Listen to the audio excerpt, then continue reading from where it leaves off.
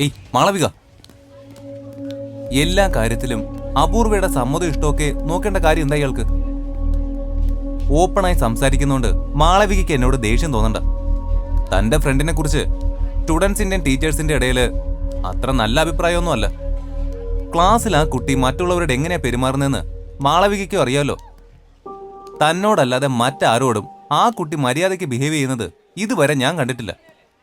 ഒരു കാര്യമില്ലാതെ എല്ലാവരോടും ഉടക്കും, തല്ലുണ്ടാക്കും. സ്റ്റുഡൻസിന്റെ കാര്യം വിട്ടേക്ക്, ടീച്ചേഴ്സിനോട് പോലും വളരെ മോശമായിട്ടല്ല അവൾ പെരുമാറുന്നത്. പെൺകുട്ടികൾക്ക് ഇത്രയും ജാടയും പോലും ഒന്നും പാടില്ല. ഫ്രാങ്ക്ലി സ്പീക്കിംഗ്, മാളവികയെ പോലൊരു കുട്ടിക്ക് കമ്പനി അടിക്കാൻ പറ്റിയ ഒരാളല്ല അപൂർവ. Arun, that's none of your business. Appu ആരാണെന്ന് എനിക്കറിയാം. അതിനാരുടെയും ട്യൂഷൻ വേണ്ട. ഓ, അപ്പുവും മാളുവും കഥകളൊക്കെ കുറച്ച് എനിക്കും അറിയാം. എന്ത് കഥ? ഒരേ ദിവസം ജനിച്ചവർ, കുഞ്ഞിലേ മുതൽ ഒരുമിച്ച് കളിച്ച് വളർന്നവർ, ഒരു വീട്ടിലെന്ന പോലെ കഴിയുന്നവർ. പിന്നെ വീട്ടുകാർ തമ്മിലുള്ള സ്നേഹബന്ധം വളരെ സ്ട്രോങ്. സിൻസിയർ ആയിട്ടുള്ള ഫ്രണ്ട്ഷിപ്പ് ഉണ്ടാവാൻ ഇത്രയൊക്കെ മതി. പക്ഷെ നിങ്ങളുടെ കാര്യത്തിൽ അങ്ങനെയല്ലല്ലോ. പിന്നെ എങ്ങനെയാ? മാളവികയുടെ എല്ലാ കാര്യങ്ങളിലും തീരുമാനം എടുക്കുന്നത് അപൂർവയല്ലേ? എന്തിനാ അങ്ങനെ ഒരു ലീനിയൻസി? ആ കുട്ടിക്ക് ഇഷ്ടാവില്ലെന്ന് പേടിച്ചിട്ടല്ലേ എന്നോടുള്ള ഇഷ്ടം പോലും മാളവിക മറച്ചു വെക്കുന്നത്? തനിക്ക് തന്റേതായ ഇഷ്ടങ്ങളും താല്പര്യങ്ങളും ഇല്ലേ? അതൊക്കെ നിയന്ത്രിക്കാനും വേണ്ടെന്ന് പറയാനും ആരാ അവള്? തന്റെ ഫ്രണ്ടാണ്, അല്ലാതെ ആ കുട്ടിയുടെ അടിമയൊന്നും അല്ലല്ലോ താൻ. അരുൺ, അവൾ എനിക്ക് ആരാണെന്ന് ആരെയും ബോധിപ്പിക്കേണ്ട കാര്യം എനിക്കില്ല. പിന്നെ അപ്പോ ഒരു കാര്യം വേണ്ടെന്ന് പറഞ്ഞാൽ അതിന് എത്ര മോഹിപ്പിക്കുന്ന കാര്യമാണെങ്കിലും വേണ്ടെന്ന് വെക്കാൻ എനിക്ക് പറ്റും. അരുൺ പറഞ്ഞ പോലെ പേടിച്ചിട്ടൊന്നുമല്ല, പൂർണ്ണ മനസ്സോടെ. നിക്ക്, ഒരു കാര്യം കൂടി അറിഞ്ഞാൽ കൊള്ളാം. തുറന്നു ചോദിക്കുന്നതുകൊണ്ട് ഒന്നും തോന്നരുത്. നിങ്ങൾ തമ്മിൽ ഫ്രണ്ട്ഷിപ്പിന് മുകളിൽ മറ്റെന്തെങ്കിലും റിലേഷൻ? അല്ല, അങ്ങനെ ചില കഥകള് ഈ ക്യാമ്പസിൽ പരക്കുന്നുണ്ട്, അതുകൊണ്ട് ചോദിച്ചതാ. സോറി, മനസ്സിലായില്ല. രണ്ട് പെൺകുട്ടികൾ തമ്മിലുള്ള അതിര് കടന്ന ഫ്രണ്ട്ഷിപ്പിനെ മറ്റു ചില രീതിയിലാ ഇവിടെ ചിലർ കാണുന്നത്. അതിന് പറയുന്ന പേരും വേറെയാണ്. അങ്ങനെ ഒരു ലേബല് ആ കുട്ടിക്ക് പ്രശ്നമല്ലായിരിക്കും. തനിക്കത് വേണോ? വേണ്ടടോ, ഒഴിവാക്ക്, അതാ നല്ലത്. തന്നോടുള്ള ഇഷ്ടം കൊണ്ട് പറഞ്ഞതാ കേട്ടോ. താൻ എന്തെങ്കിലും ഒരു എസ് പറയുന്നുള്ള പ്രതീക്ഷയിൽ തന്നെ ഞാൻ ഇപ്പോഴും.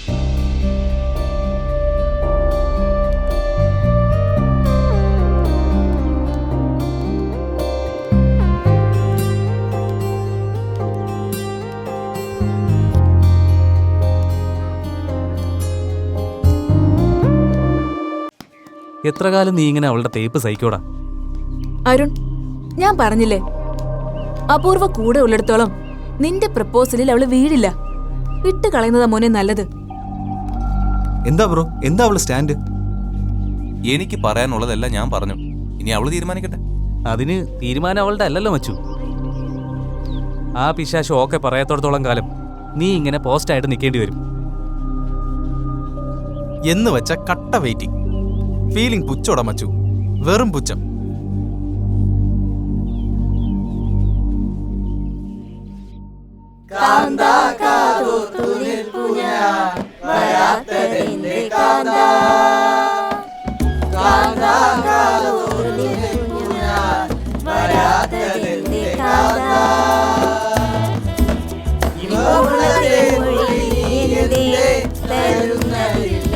എന്തായി, സെറ്റായോ? പിന്നെ സെറ്റാക്കി, കല്യാണ ഡേറ്റ് നിശ്ചയിച്ചു. എന്താ കുഴപ്പമുണ്ടോ? എന്ത് കുഴപ്പം?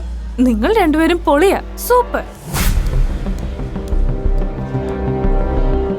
നിങ്ങൾ ശരിക്കും കല്യാണം കഴിക്കോ? ഏയ്, കുറച്ചുനാള് ലിവിങ് ടുഗെദർ ആയിരിക്കും.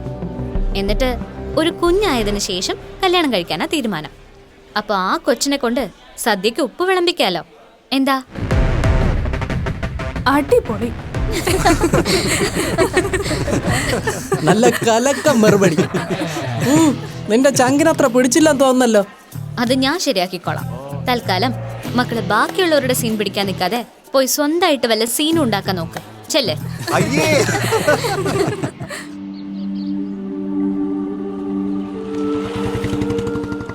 എന്തു പറ്റി നിനക്ക്? എനിക്കെന്ത് പറ്റാൻ? പറ്റിയതും പറ്റാൻ പോകുന്നതും ഒക്കെ നിനക്കല്ലേ.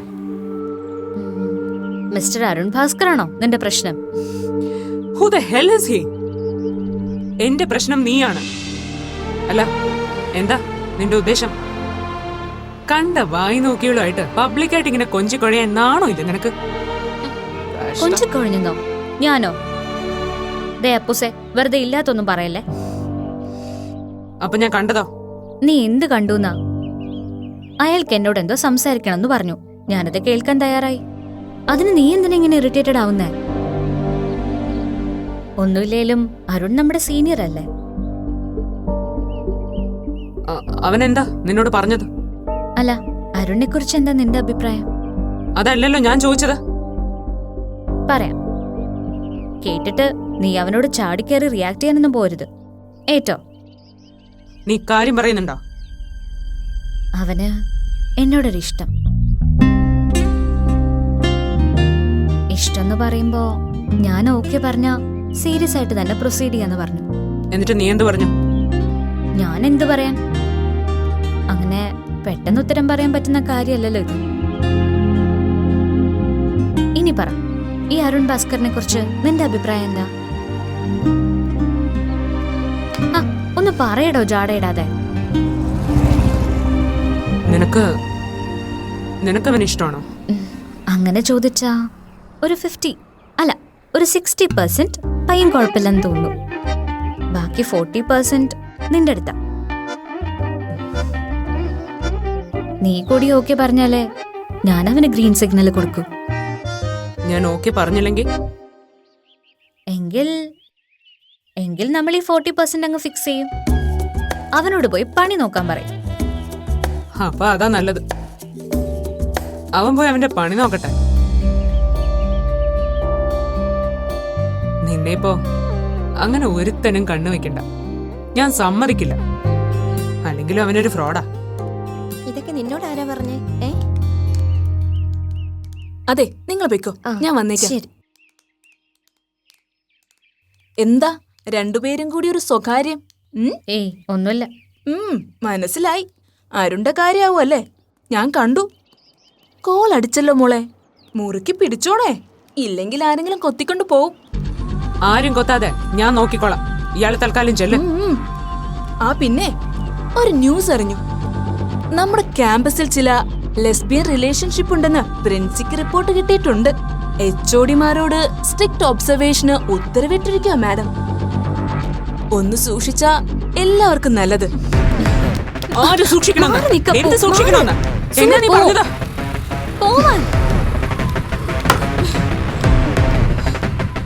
എന്താ അപ്പു നീ ഇങ്ങനെ? അവള് പറഞ്ഞത് കേട്ടില്ലേ? നമ്മൾ സൂക്ഷിച്ചോളെ. എന്താ അതിനർത്ഥം? മുഖം അടച്ചൊന്ന് പൊട്ടിക്കായിരുന്നു വേണ്ടത്. ശവം. അതിന് സുമിയെ മാത്രം കുറ്റം പറയണ്ടപ്പോ. നമ്മളെക്കുറിച്ച് അങ്ങനൊരു കഥ പരക്കുന്നുണ്ട് ഈ ക്യാമ്പസിൽ. സത്യപ്പോ, നമ്മുടെ ഈ ഫ്രണ്ട്ഷിപ്പിനെ, ഈ സ്നേഹത്തെ ഇവിടെ എല്ലാരും വേറെ രീതിയിലാണ് കാണുന്നത്. എനിക്ക് ശരിക്കും പേടിയാവുന്നുണ്ടപ്പോ. ആരാ ഇത് പറഞ്ഞതാ? പറയാൻ. ഇവളാണോ? ഒരാളല്ല അപ്പോ, ഒരുപാട് പേരങ്ങനെ വിശ്വസിക്കുന്നുണ്ട്. സുമി അവരിൽ ഒരാൾ മാത്ര. നമ്മള് മാത്രം ഇതൊന്നും അറിഞ്ഞില്ലെന്നേ ഉള്ളൂ. ഇന്ന് സംസാരിച്ചപ്പോ അരുണും ഇക്കാര്യം സൂചിപ്പിച്ചു. ഇപ്പൊ ഇങ്ങനെയും കൂടി കേട്ടപ്പോ ചത്താ മതി എനിക്ക്. അങ്ങനെ ഇപ്പൊ ആരും ചാവണ്ട.